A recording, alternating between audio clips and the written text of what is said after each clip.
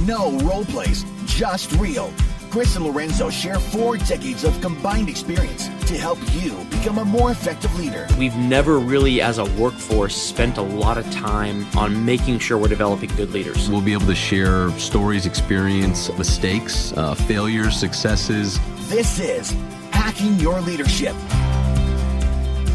Welcome to Hacking Your Leadership. I'm Chris. And I'm Lorenzo. And Lorenzo, on this episode, we are going to be talking about the 8th and final leadership theory from the Monday.com article that we shared, going on 2 months now, on the different leadership theories and what they mean to people.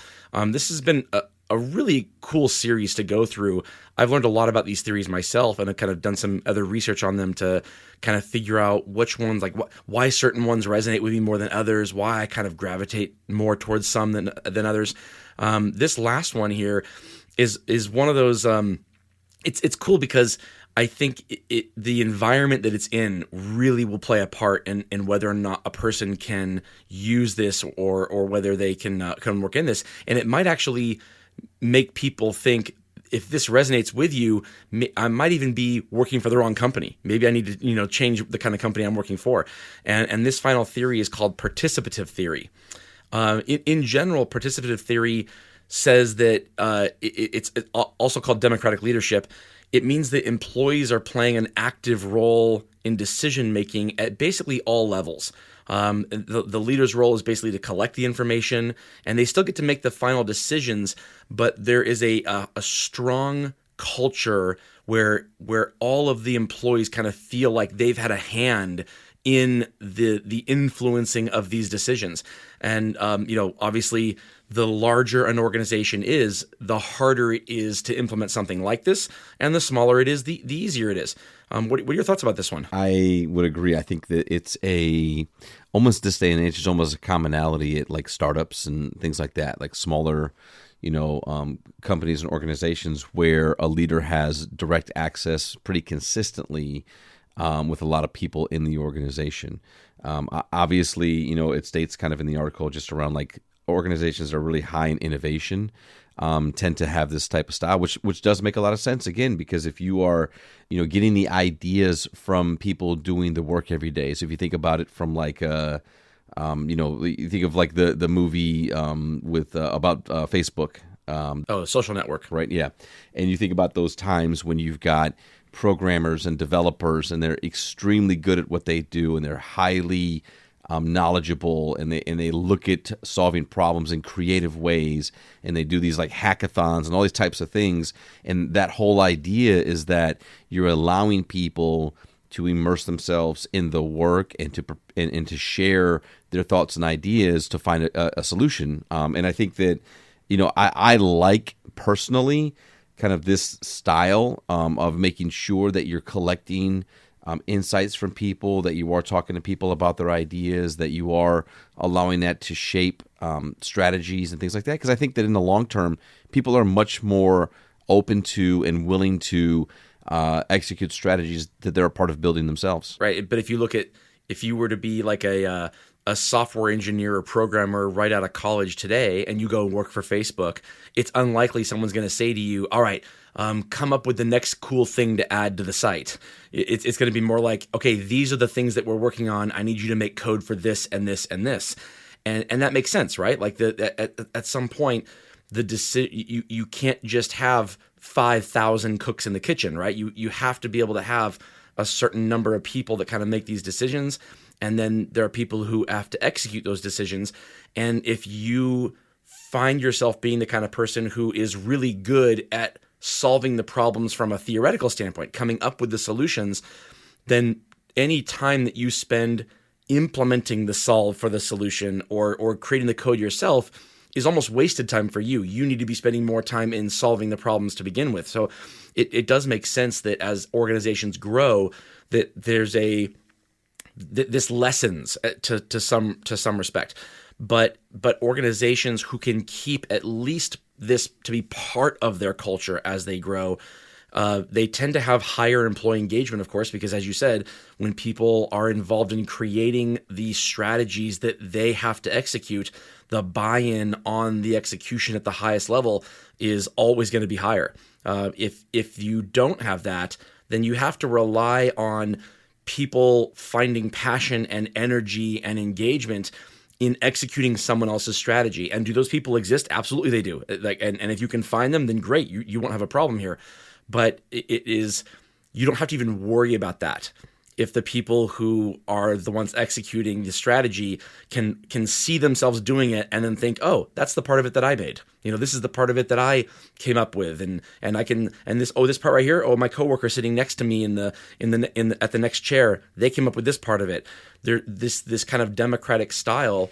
I think it didn't exist at all 50 years ago. It literally didn't exist. It was almost militaristic in the hierarchy.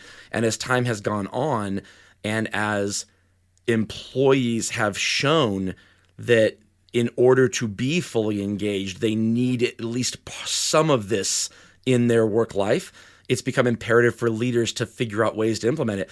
And when you look at the decline of employee engagement over the years and the increase in job hopping or employees moving from one job to another, working 5 jobs in 10 years, if you look at that happening, the ghosting of interviews, the ghosting of jobs after you getting a job, all of those things are I think are symptoms of a larger problem, which is that this is lacking in a lot of places.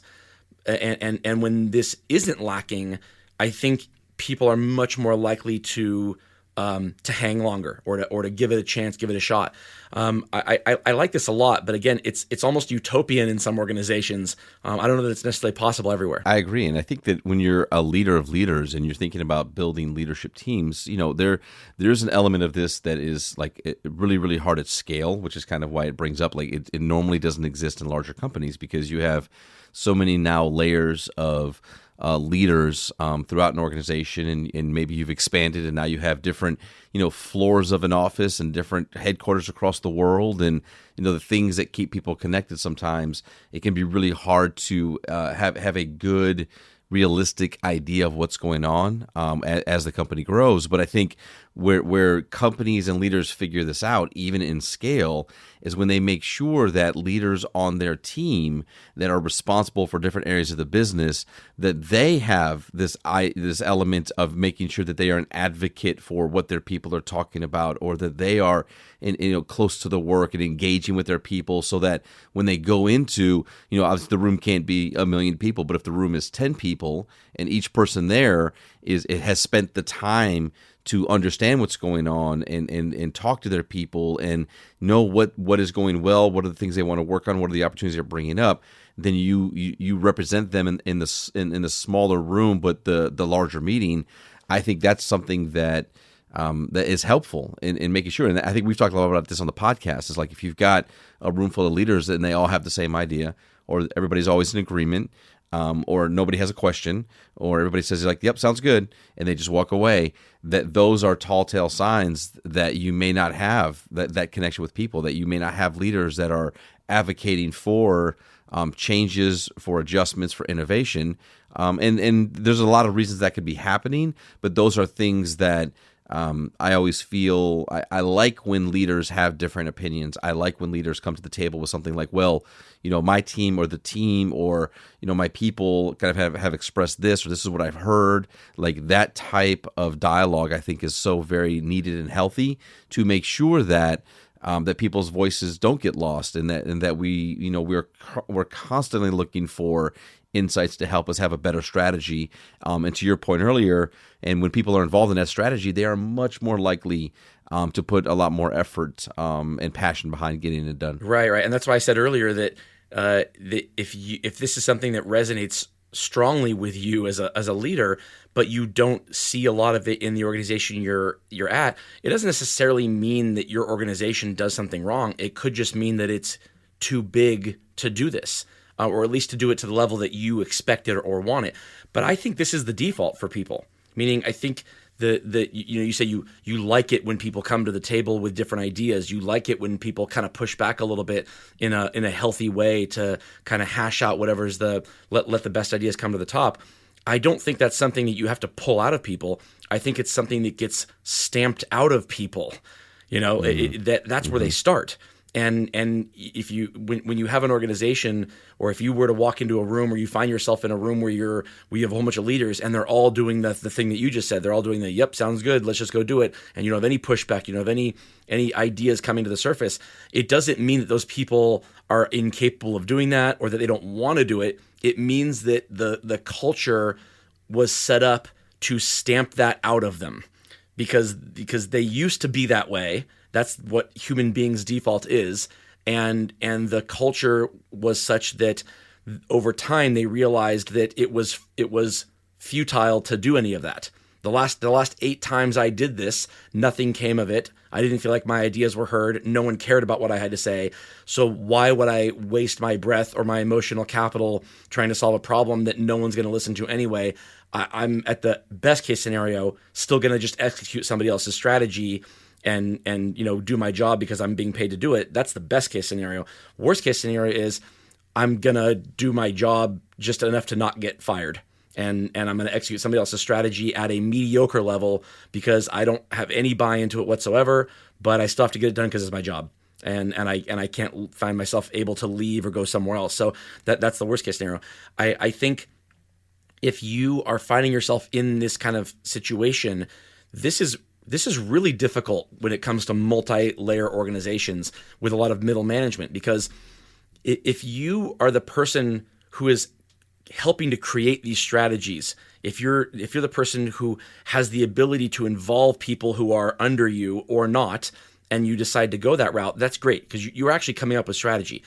If you're a leader of leaders, but there are 7 or 8 or 10 layers above you in leadership, it's unlikely that even you were coming up with the strategy on your own. It might be that your information or your insights were almost crowdsourced with a lot of other people and aggregated together, and someone else came up with a strategy. So your information probably did influence the strategy being implemented, but no one sat you down and told you that. No one told you that was the process or made you feel connected to it. It was almost like, we need this information, we value the information, but we just move too fast to make people feel absolutely personally connected to it. And so if you're a leader of other leaders, it's much harder to make the people under you feel that same sense of connection if you can barely feel it yourself. And that's why I think in a lot of these organizations, the leaders who have the ability to keep their people engaged in the work, to tie in the work that they're doing to a larger mission, vision, and purpose, that it takes real talent, a different kind of talent than it takes to tie people in to a mission, vision, and strategy that they can personally see they helped create. It's a different talent that is needed. And so leaders who do this really well, when they don't actually have a hand in personally creating the strategy, those are really effective leaders if you have them at your organization. Absolutely, and I think the reality is this, that most people are gonna work in spaces where you're not going to have a whole lot of direct influence on larger, bigger strategies. You're going to be asked, especially as a leader, you're going to be asked to kind of lead and control the thing that you're responsible for, the team that you're responsible for, the project that you're responsible for, and of course you can kind of do that with your own unique style or leadership theory or that type of thing. But it is it's in most cases, that level of involvement in bigger strategies is just not a reality for most things. And again, especially if the responsibility is representing and advocating for your people, I think that, as you called it out, just if you're feeling a way about your ability as a leader to either be a part of strategy building or influence over strategies, and if that's not happening for you, it can be easy to fall in that trap of then just saying like, well, that doesn't exist here, or since I'm not involved in that level of dialogue, that's not a thing that we do. And as a leader, you really have to fight against that and have to say, like, okay, well, maybe at my role at this organization, I am not a part of many of these strategic conversations. But as a leader of people, I can actually create some of that for my people. As we know, we have to go out and do these types of things. And I think that, like you said, it's a really unique and magical type of thing that somebody can have to be able to do that and create that in spaces where people aren't actually in the room with these strategies, but because of the work that they do and how they feel about the work, they feel like they are a part of those strategies. They feel that it's reflective of the work they want to do in life, and they feel that what they're doing every day is playing into a bigger picture, and that itself is maybe influencing the world by the work that we do, but not necessarily that specific strategy creation. Right, and that's what it comes down to. I said this years ago, that not everybody who works at Google is figuring out how to bring fresh water to impoverished third world nations, but some people are, and that might be really fulfilling work to them. But if you have somebody else who is fresh out of college and has an engineering degree, but that's their passion, you can't necessarily have all the people who feel passionate about that in the same room solving that problem. How do you as a leader connect those people to that mission in a way that at least lets them gut check it? Like, I'm working towards something that is bigger than myself, number one. But number two, the work that I'm actually doing, I can tie that in and see how it connects to that. The further away you get from the actual creation of the strategy, the more imperative it is for you to have leaders who have the ability to connect and engage people to those strategies, even when the parts of their job that they have to do every day are more in the tactical and the tedious and the repetitive, and they get bored with it quickly, or they just don't necessarily see that tie-in. You can't just say, well, this is your job, do it, or go somewhere else. Well, that's people are showing us that if you say that either in words or in action, then they will just go somewhere else. And they'll keep going other places. And the people who have worked for 5 companies over the last 5 years, those are people who they get somewhere and their leader has essentially in their actions said that. This is your job, just do it. I don't have any desire to connect you to the broader mission or vision or purpose of the organization because I didn't have a hand in creating it myself. I've just swallowed the company Kool-Aid, and I can do this job at a high level of engagement myself because what I get out of it is the ability to pay my bills and move forward, and I don't care about the work itself. So, and if I'm saying about that, if I'm saying those things about the work myself as a leader, good luck getting me to connect the people reporting to me to that larger mission. And so in organizations, you have high turnover, when you have low engagement, this is why that happens. And in organizations where you have low turnover and high engagement, why it happens is because you have middle managers who are able to connect people to this broader mission and vision and purpose.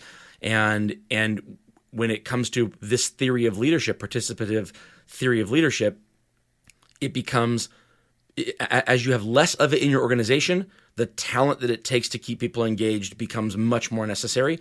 And you can see it in organizations where they do it right. Absolutely. And with that, it brings us to this episode's 1 Minute Hack. But first, a few messages from our sponsors. The 1 Minute Hack. All right, for this episode's 1 Minute Hack, here's what I want you to do. I want you to think about the last few items that you were asked to implement. Whether it was someone else's strategy that you had to execute, or like a roll down from someone higher up than you in an organization that you had to kind of put into practice. And I want you to think about how much influence you had on whatever the creation of that was. And if the answer is that you had virtually none, or you don't think you had any, then think about how that translated to how you led your people. When you asked them to be involved in the execution of it, did you try to get their input on the how? So maybe it was impossible to get them to get their input on the creation of the strategy because it was already made before you even saw it. But that doesn't mean that your people couldn't be involved in making decisions on how it was implemented, or how it looked in their daily work life in order to be able to implement it into that. the more that you can say that you got your people involved in the answers to those questions or how it was executed, the more you are doing this well. The more you are adopting a participative leadership style. The less that you're doing that, whether that's because you didn't eat it yourself and so you expect your people to just do it, the less they're going to be personally connected to that mission or vision. And if you're dealing with employees who the work that they're doing is a stepping stone to something larger, this isn't their career, this is their job, then the more turnover and the lower engagement you're likely to have. If you can get your people involved in these questions and at least make them feel some sense of responsibility over what this looks like and how it integrates into their work life, you are likely to have a higher level of engagement. And really, if this is something that is missing from your life and you wish you had it, again, you might be at an organization that is, I don't want to say wrong for you. They might not be doing anything wrong. They might just be too big for you. And there are a lot of other organizations out there where if this is something you really resonate with, you should be looking at organizations that are medium to small in size, and where you can actually have more of a hand in this, and you can lead your people this way too. Yeah, I think it's a great woman to hack, and I think I like the fact that you highlighted just the place to be for where you're at in your own career. And there is an element of it where I think as leaders, we all want to have an influence on what's going to happen and how it's going to happen. And there are organizations that, because of size or because of senior leadership that are a lot more into that space. And there are organizations that are not. And so I think that as you consider, your own career as a leader and the people that you lead, if this is a big thing for you, it's something that you really want to make sure you get a chance to do most of the time, then I would definitely consider that and think about, are there changes that you can make now to make sure that you put yourself in a space to be involved in those conversations? Like, is there any type of personal skill set or behavior that you need to adjust for yourself to be in those spaces? Or if not, and if it's not capable or if it's not probable, then considering other things that will allow you to be in those types of spaces. Yeah, that's so true. And again, this isn't a matter of doing something right or wrong. It is natural for an organization to have less of this when there are 5,000 people in the organization. If you have 8 people in the entire company and you're a software developer, you might also be the head of marketing. That's just how it works in startups or small organizations. And as you grow, work gets delegated because there's more of each of those parts of the business to do. And so it makes sense that you can't wear all those hats all the time. This is kind of the way that things naturally tend to orient themselves as you get bigger. But regardless of how big the organization is, and regardless of how much actual influence each person has in the creation of strategy, that part doesn't matter. What matters is, do people feel connected to why the organization exists? Do people feel like they have a hand in it? Regardless of how big that hand is, do they feel like they do? Do they feel like their voice matters? And if you can say yes to that, if people can say yes to that, your organization can be 8 people or 800,000 people. You'll have high engagement and you'll have low turnover. Absolutely. And with that, it brings us to the end of this episode. This is Hacking Your Leadership. I'm Lorenzo. And I'm Chris. And we'll talk to you all next time.